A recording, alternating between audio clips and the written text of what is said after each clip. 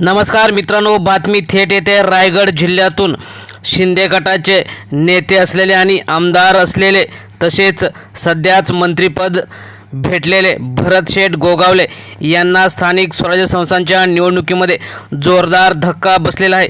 17-0नी सुपडा साफ झाल्याने शिवसैनिकांनी आनंद व्यक्त केला।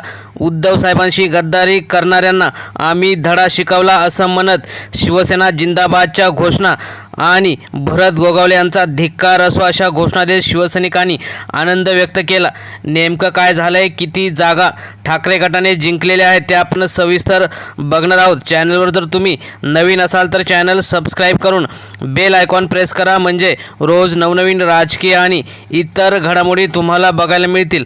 आपण बघणार आहोत की नेमकं काय झालेलं आहे। राज्यातील स्थानिक राजकारणात मोठी उलथापालथ घडवणारी घटना समोर आलेली आहे। महाड विधानसभेचे आमदार असलेले भरत गोगावले यांना स्थानिक निवडणुकीमध्ये जोरदार धक्का बसलेला आहे। त्यांच्या सुपुत्राच्या दादागिरीला कंटाळून जनतेने आता विरुद्ध निकाल लावायला सुरुवात केली आहे का, अशी जोरदार चर्चा रंगलेली आहे।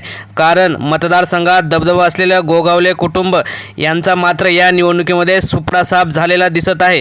या निवडणुकीत ठाकरे गटाने जोरदार कामगिरी करत 17-0नी विरोधकांचा अक्षरशः सुपडा साफ केलेला आहे।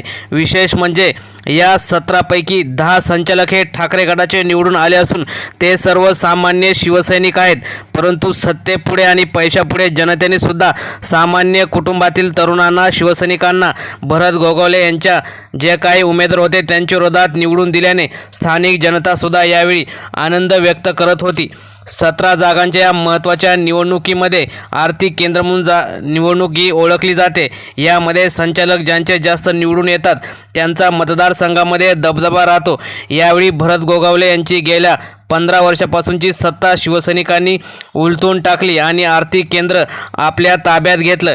यावेळी झालेल्या निवडणुकीमध्ये सुनील तटकरे यांची जे काही राष्ट्रवादी म्हणजेच अजितदादा पवार यांची राष्ट्रवादी तसेच उद्धवसाहेब ठाकरे यांची शिवसेना यांची युती होती। तसेच शिंदे आणि भाजपा गट यांच्यामध्ये युती होती, मात्र भाजपला सुद्धा 0 जागाच मिळाल्या। त्यानंतर जे काही शिंदे गटाचं अस्तित्व असलेली हे विधानसभा निवडणूक यामध्ये त्यांचा चांगला दबदबा असताना सुद्धा उद्धव ठाकरे यांच्या शिवसेनेने 17पैकी 10 जागा जिंकल्या, तसेच राष्ट्रवादीने उर्वरित 7 जागांवरती आपला विजय मिळवला। या निकालामुळे स्थानिक राजकारणात मोठा संदेश गेला असून भरतशेठ गोगावले यांचं राजकीय पकड घरातच मजबूत होती की नाही असाच प्रश्न निर्माण झालेला आहे। ही निवडणूक केवळ स्थानिक पातळीवर मर्यादित नव्हती, तर तिच्याकडे राज्यातील मोठ्या नेत्यांचे लक्ष लागलं होतं। आर्थिक व्यवहार, विकास प्रकल्प आणि स्थानिक सत्ता यांचा थेट संबंध या संस्थेशी असल्यामुळे या निवडणुकीला विशेष महत्त्व प्राप्त झाले होते।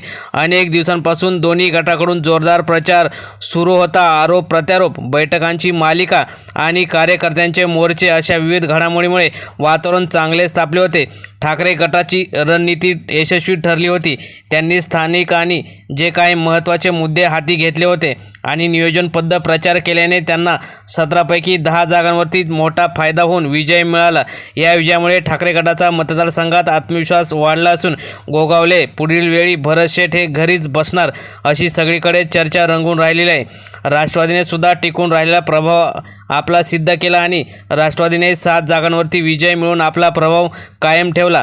ठाकरे गटाने बहुमत मिळवलं असलं तरी राष्ट्रवादी गटाने दिलेली साथ सुद्धा सोबत असल्याने 17-0नी भरत गोगावले यांचा सुपडा साफ मतदारसंघातून केलेला आहे। या संपूर्ण निकालाचं सर्वात जास्त चर्चा होती ती भरतशेठ यांच्या राजकीय प्रभावाची। भरतशेठ घरातच थेट अशी प्रतिक्रिया अनेक कार्यकर्त्यांनी दिली। याचा अर्थ येणाऱ्या विधानसभा निवडणुकीमध्ये भरत गोगावले हे घरीच जनता बसवणार, यात काही शंका नाही। विरोधकांचा पराभव आणि आत्मपरीक्षण 17-0 अशा निकालामुळे विरोधकांना मोठा धक्का बसला आहे। अनेक ठिकाणी अपेक्षित कामगिरी न झाल्यामुळे विरोधी गटात नाराजीचे वातावरण निर्माण झाले आहे। काही ठिकाणी अंतर्गत गटबाजी आणि उमेदवार निवड प्रक्रियेत झालेल्या चुका यामुळे पराभव झाल्याची चर्चा रंगली होती। आर्थिक केंद्रावर नियंत्रणाचा अर्थ होता की यावर जर ज्यांची सत्ता येते विधानसभेला त्यांना त्याचा मोठा फायदा होतो। त्यामुळे या संस्थेवर नियंत्रण मिळवणे म्हणजे स्थानिक विकासाच्या दिशा ठरवण्याचा महत्त्वाचा अधिकार मिळवणे होय। ठाकरे गटाने आता सत्ता मिळवल्यामुळे त्यांना मतदारसंघात अनेक ठिकाणी आपले पंख पसरता येतील आणि भरत गोगावले यांना पुढील विधानसभेला पराभव करता येईल। तर मित्रांनो, तुम्हाला काय वाटतं, उद्धव ठाकरे यांच्याशी गद्दारी करणाऱ्यांना शिवसैनिक पुढील काळातसुद्धा असा धडा शिकवतील का? हो किंवा नाही कमेंटमध्ये नक्की व्यक्त करा. धन्यवाद.